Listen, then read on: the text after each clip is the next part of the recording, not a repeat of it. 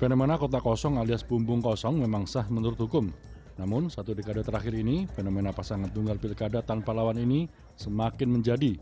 Tercatat, hingga pilkada terakhir di tahun 2020 lalu, dari 270 pilkada yang digelar, 25 daerah kabupaten kota menggelar pilkada tanpa lawan tanding alias melawan kota kosong. Menjelang pilkada serentak 27 November mendatang, fenomena ini kembali mengemuka di sejumlah daerah, salah satunya Provinsi Jawa Timur. Hingga saat ini, pasangan petahana, Khofifah Indar Parawansa dan Emil Dardak berada di atas angin. 6 parpol mengusung pasangan ini, Demokrat, Golkar, Perindo, PSI, PAN, dan terakhir Gerindra. Sedangkan Partai Pemenang Pemilu Jatim, PKB, dengan 27 kursi, dan PDIP sebagai runner-up dengan 21 kursi, masih belum mengajukan calon gubernur dan wagub mereka. KPU Jatim akan membuka pendaftaran mulai 27 hingga 29 Agustus.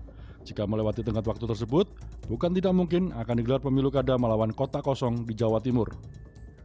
Menurut dosen pengajar ilmu politik Universitas Negeri Surabaya, Silkania Suarizona, fenomena kota kosong terjadi karena beberapa sebab. Jarak yang terlalu dekat dengan pilpres lalu membuat masyarakat jenuh dengan pemilu. Kegagalan parpol menelurkan kader pemimpin daerah, ditambah tingkah pola partai politik yang sibuk mencari aman, membuat masyarakat apatis memandang pilkada serentak ini. Masyarakat itu sudah mulai permainan-permainan yang mungkin dibangun oleh elit ini menjadikan mereka sudah jenuh, muak, dan apapun yang mereka lakukan pada akhirnya partai politik atau mungkin elit-elit politik ya sudah punya cara mereka sendiri untuk melanggengkan kekuasaan di pilkada serentak khususnya. Tapi tentu ini menjadi implikasi pada demokrasi ya, menjadi catatan tersendiri. Jadi kualitas demokrasi kita sudah pasti turun, kemudian resiko legitimasi dari calon tunggal itu ketika menang itu tentu punya resiko legitimasi. Jadi dianggapnya ya mudah saja memenangkan ketika tidak ada calonnya gitu, kota kosong gitu ya. Dan tadi dikatakan bahwa check and balance. Nah, ini semakin beresiko sekali, semakin lemah pada akhirnya.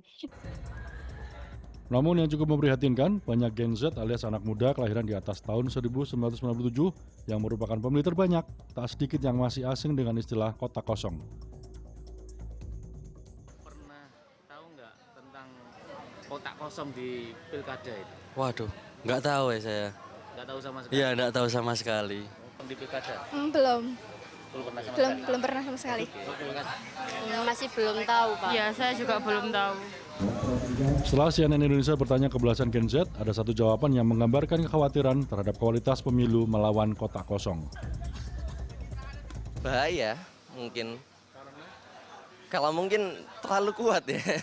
Atau apa ya, atau mungkin bahayanya yang kandidat seperti itu menurut saya itu orang-orang yang mempunyai politik atau backing politik yang kuat begitu, sehingga orang lain yang ingin menyalonkan juga memperhitungkan ketika saya maju pasti tidak ada yang memilih begitu. Silkania menambahkan, Gen Z sebagai pemilih terbanyak diharapkan memperdalam literasinya dalam bidang politik, sehingga pilihan mereka tidak serta-merta diberikan dengan iming-iming gimmick ciamik di medsos, melainkan melalui pendalaman literasi yang mumpuni. Ganjar Wicaksono, Surabaya, Jawa Timur.